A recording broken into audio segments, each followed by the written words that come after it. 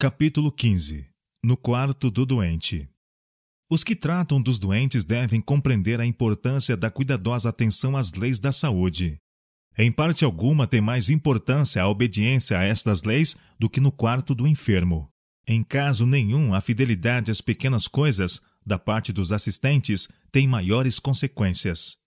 Em casos de doença grave, a menor negligência, a mais ligeira falta de atenção às necessidades especiais ou perigos particulares do enfermo, toda manifestação de temor, agitação ou impaciência, até uma falta de simpatia, pode fazer pender o fiel da balança que oscile entre a vida e a morte e causar a descida à sepultura de um doente que, de outra forma, poderia ter se curado. A eficiência da enfermeira depende em grande parte de seu vigor físico. Quanto mais saudável, robusta, tanto mais estará apta a suportar a fadiga no tratamento do enfermo e a cumprir com bom êxito os seus deveres. Os que cuidam dos doentes devem prestar particular atenção ao regime alimentar, limpeza, ar puro e exercício. Precauções especiais da parte da família lhe permitirão também suportar as fadigas suplementares trazidas sobre ela e auxiliar a evitar o contágio da doença. Quando a doença é grave e exige dia e noite a presença da enfermeira, o trabalho deve ser partilhado ao menos por 2 enfermeiras competentes, de forma que cada uma tenha a oportunidade de descansar e de fazer exercício ao ar livre. Isso é particularmente importante nos casos em que seja difícil assegurar a abundância de ar puro no quarto do doente. Devido à falta de conhecimento da importância do ar puro, limita-se por vezes à ventilação, ficando com frequência em perigo a vida do doente, como a dos que o tratam. Se forem observadas precauções convenientes, não há necessidade de que doenças não contagiosas sejam contraídas por outros.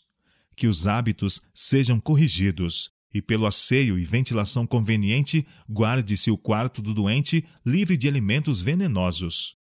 Em tais condições, o enfermo tem muito mais probabilidade de cura, e na maior parte dos casos, tanto as enfermeiras como os membros da família estarão ao abrigo do contágio da doença.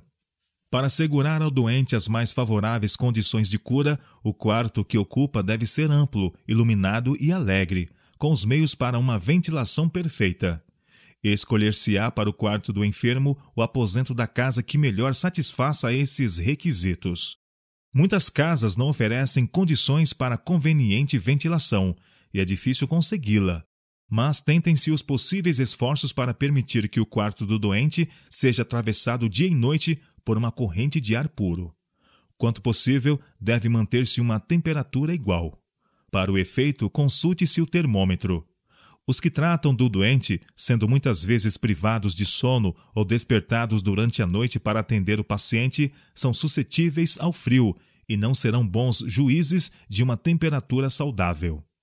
Parte importante dos deveres da enfermeira é o cuidado com a dieta do paciente.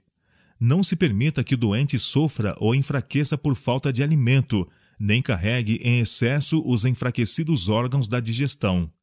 Tenha-se cuidado em preparar e servir comida agradável ao paladar, mas usando um sábio critério em adaptar tanto em quantidade como em qualidade as necessidades do paciente.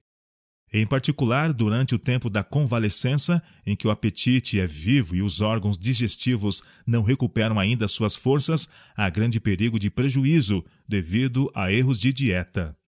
As enfermeiras e as pessoas que entram no quarto do doente devem se dominar, ser calmas e animosas.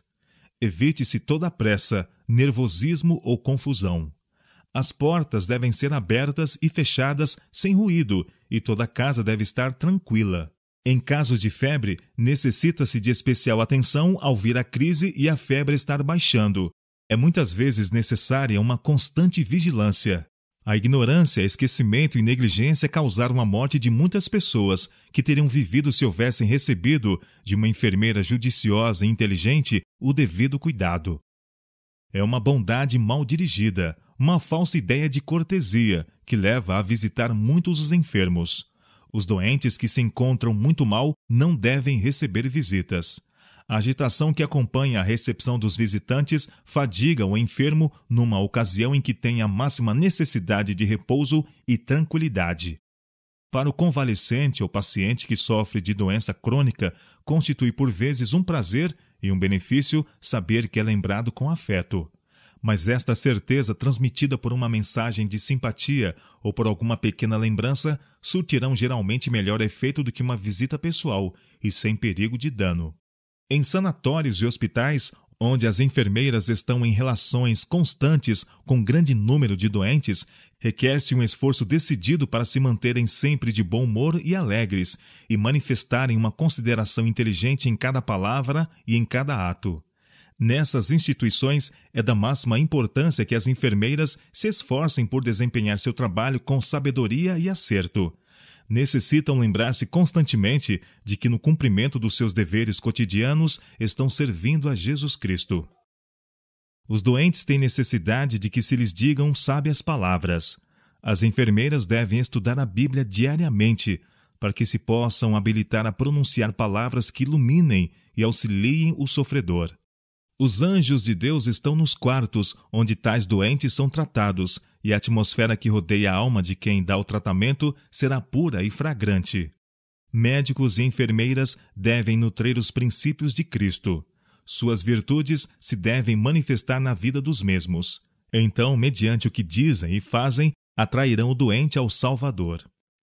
Enquanto aplica o tratamento para a restauração da saúde, a enfermeira cristã, de maneira agradável e com êxito, atrairá o espírito do paciente para Cristo, o médico da alma, da mesma maneira que do corpo. Os pensamentos apresentados, um pouco aqui, um pouco ali, exercerão sua influência. As enfermeiras de mais idade não deverão perder ensejo favorável de chamar a atenção do doente para Cristo. Elas devem estar sempre preparadas para misturar a cura espiritual com a física. Pela maneira mais bondosa e terna, cumpre às enfermeiras ensinar que aquele que se quer curar precisa deixar de transgredir a lei de Deus. Necessita deixar de preferir uma vida de pecado. Deus não pode abençoar aquele que continua a trazer sobre si mesmo doença e sofrimento por uma voluntária violação das leis do céu. Mas Cristo, mediante o Espírito Santo, vem com poder que cura aos que deixam de fazer o mal e aprendem a praticar o bem. Os que não possuem nenhum amor para com Deus hão de agir continuamente contra os melhores interesses da alma e do corpo. Mas os que despertam para a importância de viver em obediência a Deus neste mundo mau de agora serão voluntários em se apartar de todo hábito errôneo. Reconhecimento e amor lhes encherá o coração. Sabem que Cristo é seu amigo. Em muitos casos, a compreensão de possuir um tal amigo significa para os sofredores mais em seu restabelecimento da doença do que o melhor tratamento que se lhe possa aplicar. Mas ambos os ramos de ministério são essenciais, devem andar de mãos dadas.